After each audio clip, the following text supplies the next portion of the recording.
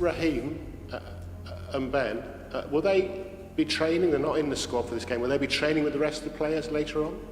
They are, in this moment, they are training apart. As I said already the other day, the situation with both of them is quite clear, and there is not any update. So some of them, if they want, they are looking for minutes. Probably it's better to leave, and in case they don't leave, they have a contract here and they are Chelsea players. Loaning out Raheem Sterling, one of the Premier League's best wingers with 2 titles, letting go of one of your brightest academy stars, freezing out Ben Chilwell, easily one of the top left-backs in the league, and then signing not 1, but 2 players everyone's calling flops. That's how Enzo Maresca has kicked off his game plan at Chelsea. Now, I know it sounds crazy, right? A lot of people are calling it foolish, maybe even reckless. But trust me, every move is part of the bigger puzzle he's putting together.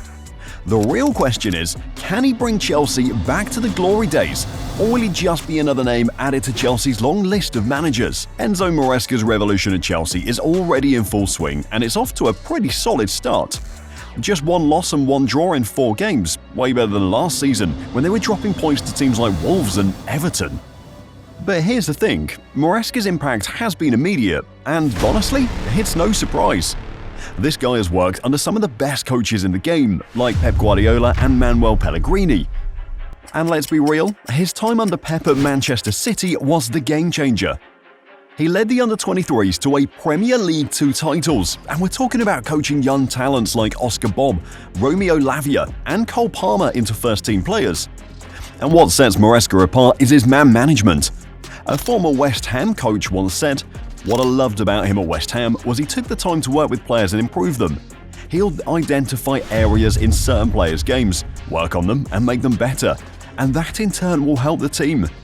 He'll educate those lads on a different style, a different process."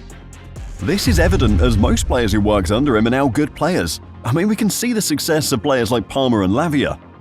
Even Pep Guardiola said this. So we are the light, like Enzo Maresca has done, all organization has done with the EDS.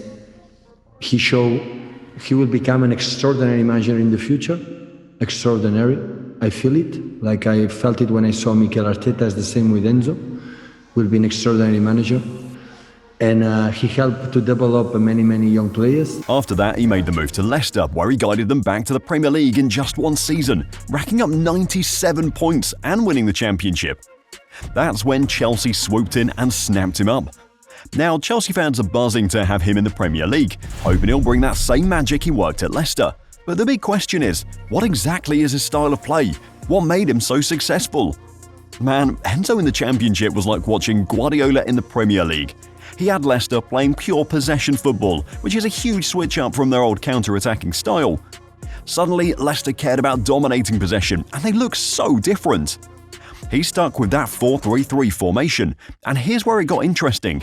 He used an inverted fullback to form a double pivot in midfield, which helped receive the ball from the defenders. This let the number 8 push forward, adding more options to the attack. And don't forget his pressing game, Leicester won the ball back in no time. But to play Maresca ball the way he wants, Chelsea needs 5 key ingredients. And if you look at his signings, it's obvious he's moulding the squad to fit his style. Sure, it meant losing some big names, and yeah, some of his signings had people scratching their heads, but trust me, there's a method to his madness. But before we mention those methods, can you spare us 5 seconds of your time to subscribe to the channel? Like Chelsea, we have a crazy plan to hit 5,000 subscribers before the end of the year, and it would be lovely if you could help us achieve that dream. Thank you, and now back to the video. First up, one of the most crucial pieces of the puzzle is a ball-playing goalkeeper. Why? Well, in Maresca's system, the keeper isn't just there to make saves, they're another outfield player. When the team shifts into a back 3, especially when under high press from the opposition, the goalkeeper steps up and becomes like a temporary centre-back, giving them that extra man to create a numerical advantage and play out from the back. At Leicester, he brought Mads Hermansen, who was a wizard with his feet. At Chelsea, they've got Robert Sanchez, who's solid in terms of distribution, but man, let's be real, he's prone to mistakes, especially when he tries those risky short passes. That's probably why we're seeing the signing of Philip Jorgensen, the ball-playing goalkeeper from Villarreal. This guy's calm under pressure and exactly the type of keeper Enzo wants for his system. But we can't just forget the fact that Robert made some incredible saves. Well, that's a nice dilemma for Enzo Maresca. Enzo Maresca loves an inverted left-back. Why? Well, it's all about creating that extra body in midfield, forming a box that not only helps control the game, but also acts as an extra shield defensively. When he was at Leicester, Ricardo Pereira played this role perfectly. The guy would tuck in the midfield, and suddenly Leicester had the numbers advantage in the midfield. It worked like a charm. At Chelsea, Cucurella is a perfect fit for this style, and honestly, he's been killing it so far this season. His ability to slot into midfield and keep things tight is exactly what Maresca needs. And that, my friend, explains why Chilwell is out of the picture. Don't get me wrong, we all know Chilwell's a baller, but he's more of an attacking fullback who loves bombing down the flank. Maresca's system? It needs someone who can tuck inside and do the dirty work in the middle. That's why Cucurella is thriving. While chance, even Maresca said this. With Chile, I said that he's a lovely guy, but he's going to struggle because his position with us is going to struggle. Now, Maresca also needs a progressive 8, kind of like how he used Harry Winks at Leicester. The guy who keeps the ball moving, drives the team forward and breaks a line with passes. Luckily for Chelsea, they've already got someone perfect for that role, and no, I am not talking about Enzo Fernandez or Caicedo. I'm talking about Romeo Lavia. Yeah, the forgotten man at Chelsea, but don't sleep on him. Maresca knows him well from their time together at Man City, and Lavia's got the potential to be a game-changer. He's already shown flashes of brilliance since the beginning of the season by protecting the centre-backs and making those clever passes that open up defences. Sure, he's been a bit shaky, but come on, it's still early days. With Maresca at the helm, I bet he can get Lavia back to his Southampton form in no time. And then there's the whole touchline winger situation, which has caused some drama, especially when it comes to a big name like Raheem Sterling. I mean, should Chelsea have loaned out a serial winner like Sterling? Well, here's the thing. Sterling is not a touchline winger. He loves to cut inside and go for goal, but that's not what Maresca needs. He's looking for someone who can hug the touchline and stretch the field. He even said this. I said, and I can repeat again in case it's not clear, I spoke with Raheem before City game. I said that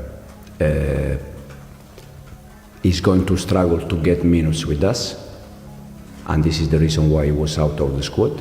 Why? Holding the width opens up massive spaces for the 8 and 10 to drive into and grab goals. So what does Enzo do? He grabs Pedro Neto, who's great at staying wide but can play inside when needed. But the real shock? Signing Jadon Sancho, a player who flopped at United and wasn't exactly being chased by other teams. But here's the twist, Sancho is exactly what Maresca wants. He can hold the width when needed, cut inside when the opportunity's there, and even create from the wing. Plus, he's versatile as hell. All of this he showed at Borussia Dortmund. Sterling's move to Arsenal might have caught a lot of people off guard, but once you see how Maresca uses Sancho, it all makes sense. Sterling didn't fit into the system, and with Sancho's skill set, Chelsea have got themselves a proper fit for Maresca ball.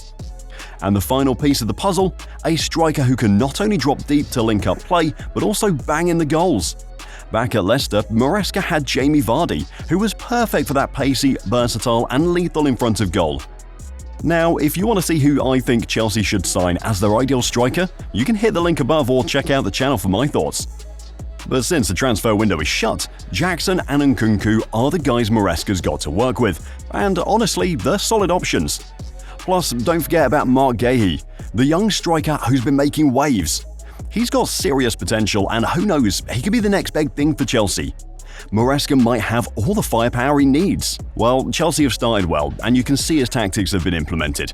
He's got the perfect mix of players. Wesley Fofana and Levi Colwill are rock solid in defence. Caicedo and Enzo Fernandez are controlling everything in midfield. And up front, you've got Nicholas Jackson, the babyface assassin. Cole Palmer adding some real flair, but what makes this system scary is the unpredictability in attack. Maresca's got a ridiculous variety of attacking options. Nkunku, Jackson, Sancho, Mudryk, Cole Palmer, Pedro Neto, João Felix, Noni Madueke, and even Marc Guéhi. I mean, how do you prepare for that? You never know what form of attack he's going to use. One game is quick, direct runs, and the next it's intricate link-up play. It keeps defences on their toes the whole time. And on top of that, Chelsea now has real depth. Injuries? No problem. They've got quality backups to step in and still maintain that same high intensity. It's scary to think how hard it's going to be to stop them this season. The only question is, how far can they go this season? Can they win the Premier League? What do you think? Thanks for watching the video. You can check out our video on how Osimhen would fit Chelsea.